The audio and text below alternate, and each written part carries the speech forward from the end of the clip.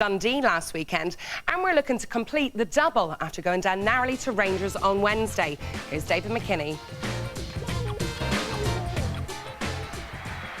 Barry Robson, the goal hero of Ibrox, had shaken off a thigh injury, and there was a first start for Karim Kerker. Dunfermline's Greg Shields and Derek Young were victims of a busy week, neither able to shake off injury. Recent signs of recovery for both sides had to be tempered by the fact that each was still very much in relegation territory, so the importance of the game transparent to everybody. It never helps the mood or the nerves of a manager to see defending like this. Derek Stilley's challenge and Jim McIntyre as clear a penalty as you're likely to see, and the keeper can be thankful the player was going away from goal. Mark Wilson is making a habit of stroking penalties into the net. Earlier in the season, the loss of an early goal would have proved catastrophic for Dunfermline, but there's sterner stuff in the team spirit now, and within a minute, Andy Todd had pulled them level. Just the response Davy Hay wanted, Todd's determination getting him to the ball ahead of the defender. We're still expecting a new Scotland manager this week, and whoever comes in might do worse than look again at Barry Nicholson. The former Rangers man is impressing once more, close to goal number 2 for the season.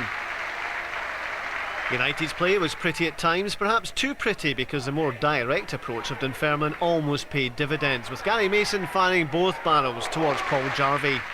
Ian McCall knows full well that poetic football doesn't guarantee success, and Jim McIntyre found out that even your best shot doesn't always beat the keeper. Stilley kept his side in it. More direct football from Dunfermline. This time Simon Donnelly peeled off the defender, but the shot lacked power and penetration. Jason Scotland's effort had both, but unfortunately for United it was several inches too high. Scotland dangerous but hardly prolific. He's still waiting for his first of the season, and not just as good a time for Craig Brewster this term. Although Jarvie took no chances, the shot was heading wide. A hard stare from the veteran, and as the game seemed destined to finish level, there was evidence of the fighting spirit that has been rediscovered at Dunfermline. Billy Mehmet made use of space in the flank.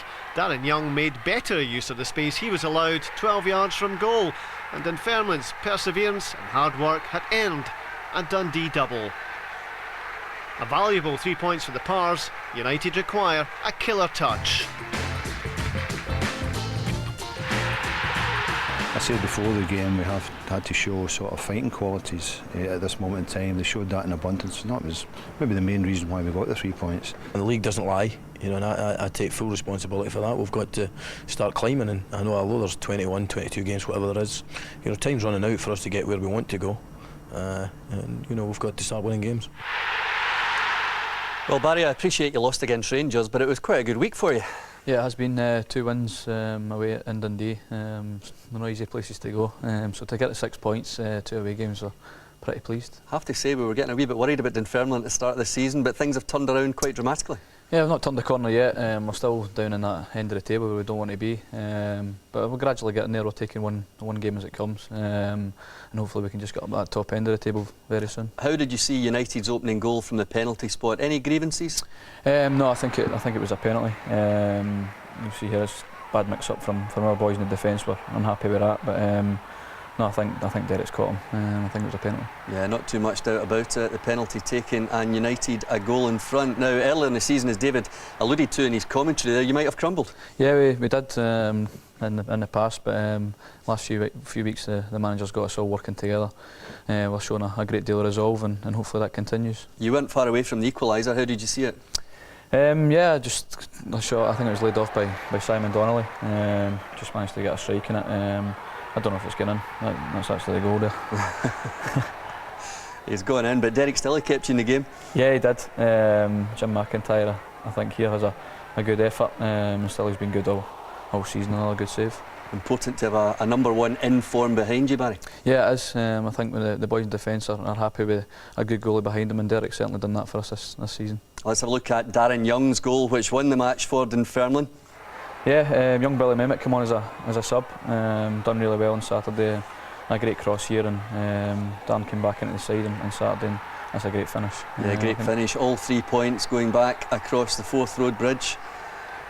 Or not, as the case may be, now that I think about what I've just said there, to Dunfermline. Archie, let's ignore my geography and talk about Dundee United. One tabloid this morning says McCall has 4 games to save his job. Surely not. No, I don't think so. I don't think there's really very much of a difference between the teams outside the Old Firm. Maybe, you know, if you get Hearts on a good day, they're in a little section of their own, if you like, thirds at the top, the Old Firm, maybe Hearts, and then the rest.